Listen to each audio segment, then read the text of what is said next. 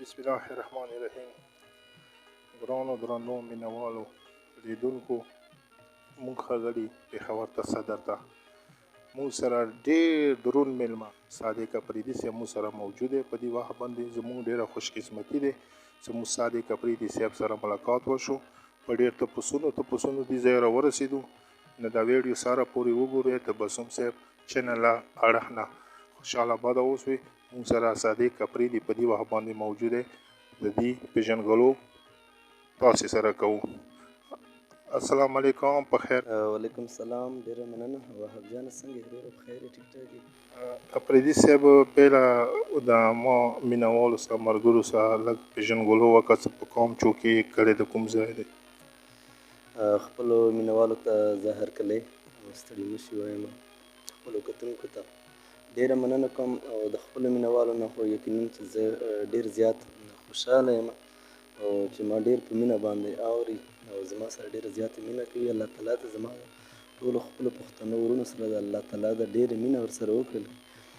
زه خو په کام باندې افریدی یم، صادق افریدي، او یم د باړۍ په کام باندې اکاخیل یم. جی په پېښور کې ژوند کوم. صادق افریدي صاحب څونه وخت کېږي چې تاسې د ښار ته راغلي یو؟ څومره موده وشوه؟ یاره پېښور ته چې زه راغلی یم 18-19-20 سال داسې غالبا کېږي. 20 کاله کېږي چې دې ښار کې ژوند کوې که نه. صادق افریدي صاحب یو تپوس کوو دې اړخ ته راځو چې تاسې د فن څخه څونه وخت نه شوق و؟ یاره فن سره خو زما چې په موسیقۍ باندې زه کله پوهېدم نو د هغې وخت نه زما شوق و. داسې وګڼه چې د ماشومتوب نه موسیقي ډېره زیاته زما خوښه وه. لکه ډېر شاعرانو نه زه تپوسونه کوم، لکه ملګرو نه هم ډېر تپوسونه کوم. د یو تپوس کوو خندا به ورسره وکړو، خو چېرته کې لکه ډېر شاعران یا ډېر ملګري ما ته وایي چې یاره څه مینه کوې نه مینه د مینې پیدا کېږي، په مینه دې کته مین دې کامه. نه چېرته کې په ژوند کې خو داسې د مینې طرف نه وې تللی؟ یاره مینه هم کړې ده او اوس هم کومه د خپل لاس سره، د خپل مور او پلار سره. او د هغې نه بعد چې ما واده کړی د خپل کور ودانې سره، او زیاته مینه چې کومه ده ما د فن سره کړې ده. خاطر افریدي یو شعر دی چې ای صنمه پښتنه د زما مینه، ای صنمه پښتنه د زما مینه، د خیبر په سر پرته د زما مینه، تا د مینې تصور پکې ښکارېږي څونه ښکلې پیمانه د زما مینه. نو تا موږ ته ډېره مینه راکړه او ولس در سره مینه ساتي که نه؟ هغه خو ما درته په سټارټ کې ویل چې ټولو پښتنو زه ډېر مشکور یم او ډېر شکرګزاره یم د ټولو پښتنو. او بیا زما چې څومره اورېدونکي دي، څومره مینهوال دي، که هغه په بار دي که په وطن کې دي، نو د هغې نه زه ډېر زیات خوشحاله یم. د هغې زه ډېره زیاته مننه کوم چې ما ډېر په مینه باندې اوري. نه موږ لکه پیله تو غزلې ټپې چربې ته یعنې ډېر لکه نظم، خو لکه تو چې کومه زیاته په مخ لاړه لکه نه دا سندره ډېر لکه ته مشهور کې و، د سندره ډېره مشهوره شوه چې نن سبا هر فنکار یې مو وایي چې د تورو زل په ټال کې ما ورو ورو زنګوه نه دغې زړګی ورو ورو زنګوه. لکه خیر ما خو تعلیم دونه شته نه لیکل کوی نه شوم، زه نه خبره کې زه هم ګډوډ شم. لکه دغې سندرې ډېر زیات ته مشهوره دي. بس دا د مینهوالو خوښه وه. یقینا سندره زما هم ډېره زیاته خوښه وه. ما مخکې داسې په میدانونو کې ویله، په کتر ته راتلی یم، هلته کې مو ډېره زیاته ویلې وه. خو بیا مې سوچ وکړ چې خپله زما خوښه وه او مینهوال هم خوښوله، ما ویل چې راشه ریکارډ یې کړه ورته. نو د هغې بیا ویډیو ما وکړله. نو د خپلو مینهوالو زه ډېر مشکور یم. ما سندره یې ډېره زیاته خوښه کړله. تر اوسه پورې خلک ډېر په مینه باندې اوري. د دې شاعر څوک و؟ د کوم ځای و؟ د دې شاعر خو زما په خیال د خوست و، او د دې شاعر د افغانستان دی. افغانستان و. نو هغه سره لکه هغه به ډېر خوشحال وي که ژوند وي که نه ژوندی وي که نه. نه څه دي خو ته خپل قوم ته پښتون ته زیات کر پښتون ته ډېر زیات مختبو تللی او د سندره ډېره لکه یعنې 4-5 کاله خو به کېږي چې چلېږي داسې وخت کېږي. او بلکل داسې څه 3 کاله کېږي چې سندره غالي شوې ده او خلک یې اوري. نو اوس هم خلک ورسره ډېره زیاته مینه کوي. زما خپله هم ډېره زیاته خوښېږي. یا خو د سور داسې سور دی، موږ ورته سور وایو. د وطن سندره ده. زموږ د غرهیز خلک چې کوم دي هغې ډېره زیاته په مینه کوي. او زه خپل هم د غرهیزې علاقې یم، نو کوشش کوم چې د غرهیزو خلکو ته زه خپل داسې غرهیزې سندرې یا ټپې یا موږ ورته داسې غرانې سندرې وایو هغه ورته ووایم. نو اوس هم زما سره ریکارډینګ روان دی د زما استاد چې کوم دی مسخان وصال صاحب، هغې زما سره ریکارډینګ روان کړی دی. اوس هم انشاءالله چې د پړچینار خلکو دپاره یو سندره استاد لیکلی ده، مسخان استاد، هغه به انشاءالله راځي. اوس خو زما یو دوه میاشتې کېږي سندره هم رالې شوې ده، هم د استاد مسخان سندره ده، د هغې کمپوزیشن هم د هغې دی او لیک هم چې کوم دی مسخان وصال صاحب کړی دی. دا سندره ده خلکو راته وی چې دی ښه نه دی، ما به ورته ویل چې داسې نه دی. خلکو راته وی چې لیونی دی، ما به ورته ویل دا مې زړګی دی. دا د وصال صاحب سندره ده، اوس رالې شوې ده. نو د خپلو مینهوالو بیا هم زه ډېر مشکور یم، بیا هم زه ډېره زیاته مننه د هغې کوم او د سندره ډېره زیاته په مینه باندې اوري. او اوس الحمدلله سندره زموږ ډېره ښه روانه ده.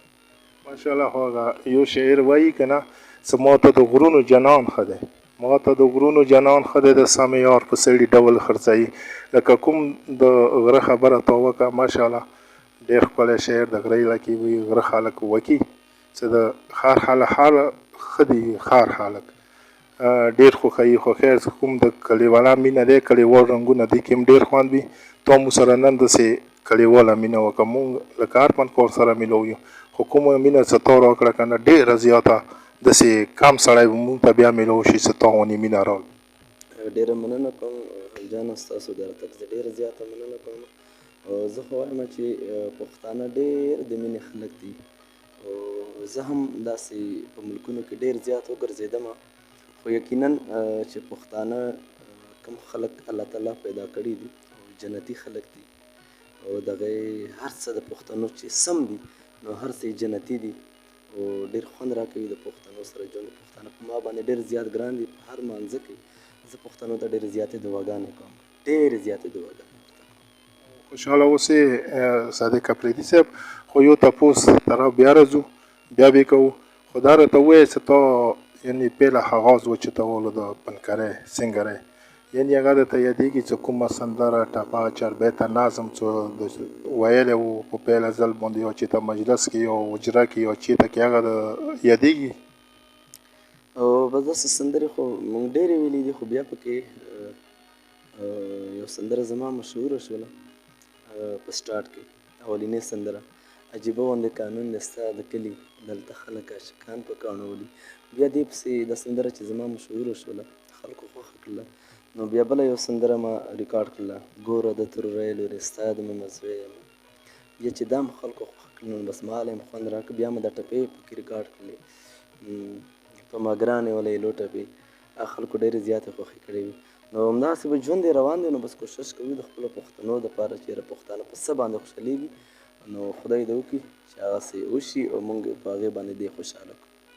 پرېږده خلکه چې دې څرې ګرېوان ګرځم، پرېږده خلکه چې دې څرې ګرېوان ګرځم، لیونو تقریبندونه چا ګنډلي، عجیبه غونې قانون دی ستا د کلي، دلته خلک عاشقان په کاڼو ولي.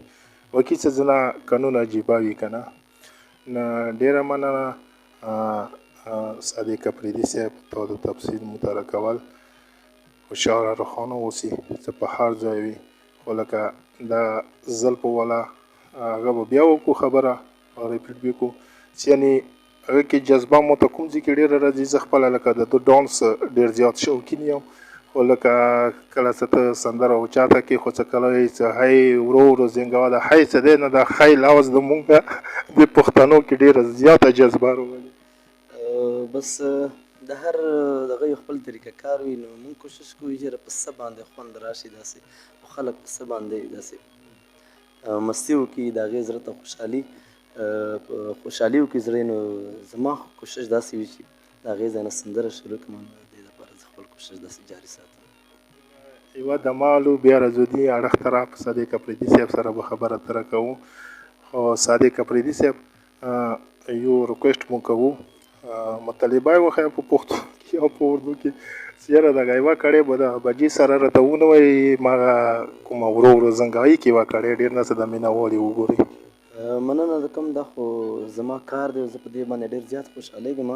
وهاب جانه تا ته به د دې پته نه لګي د اذان ټیم دی او ټیم ډېر نازک دی، نو خپلو مینهوالو نه زه بښنه غواړم په دې باندې. ټیم ډېر زیات نازک دی مینهوالو او خفه نه شئ. وهاب جان راته پکې دا عرض وکړله خو چونکې ده ته هم پته نشته چې دا ټیم څه ټیم دی که نه، نو ډېره مننه کوم او خپلو پښتنو وروڼو ته زه دا یو عذر کوم او دا زه هغې ته یو سوال کوم چې یقینا پښتانه هم ما په سټارټ کې درته وویل چې پښتانه ډېر زیات ښکلي خلک الله تعالی پیدا کړي دي او په دې دنیا هم جنتي دي او په هغې دنیا باندې هم جنتي دي. دا اته واړه جنته دا به بلکل څوک نه ګټي، د پښتانه به اول ورځي. نو زه انشاءالله د خپل الله نه امیدواره یم. خو یو حال در سره شریکوم چې دا یو زه د نصیحت په شکل باندې خپلو وروڼو ته زه ډېره بښنه غواړم چې دا خبره درته کوم، ځکه چې زه کشر یم او تاسو ټول زما نه مشران یئ، نو زه ډېره بښنه غواړم. خو ښه ژوند هغه ښه ژوند دی چې هغه د خپل ورور سره، د خپل مور و پلار سره، د خپل خویندو وروڼو سره، د خپل کلي والا چې څومره مالت کې پاتې کېږي یار دوست وي، نو د هغې سره ډېره ښه زندګي ښه ژوند لکه زه دغې ته وایم او د دغې تېرول داسې ضروري دي چې هغه په رښتیا باندې وي، په هغې کې دروغ نه وي، که په مسافرۍ کې وي، که کاروبار کې وي، چېرته وي، نو ښه ژوند داسې دی. الله تعالی د زموږ ټولو پښتنو ته، ټولو مسلمانانو ته ښه ژوند نصیب کړي او ډېره مننه کوم وهاب جانه ستاسو د راتګ زه ډېره زیاته مننه کوم. ډېره مننه صادق اپریدي صاحب، تا د پښتو خبره وکړه.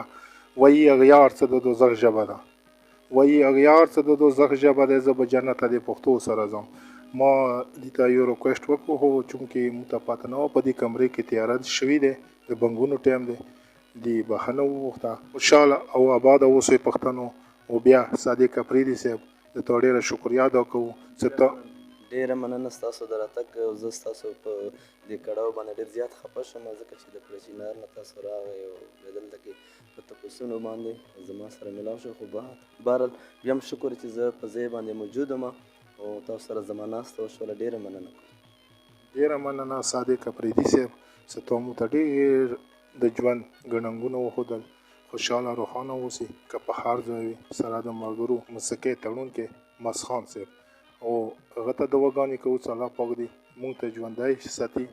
او دوی صادق اپریدي صاحب سره ملاقات وشو خو لکه یعنې دې کې 100% کې څه فیصد یې پاتې نه شوې، یعنې 100% تفصیل موږ ته صادق اپریدي صاحب راکړو.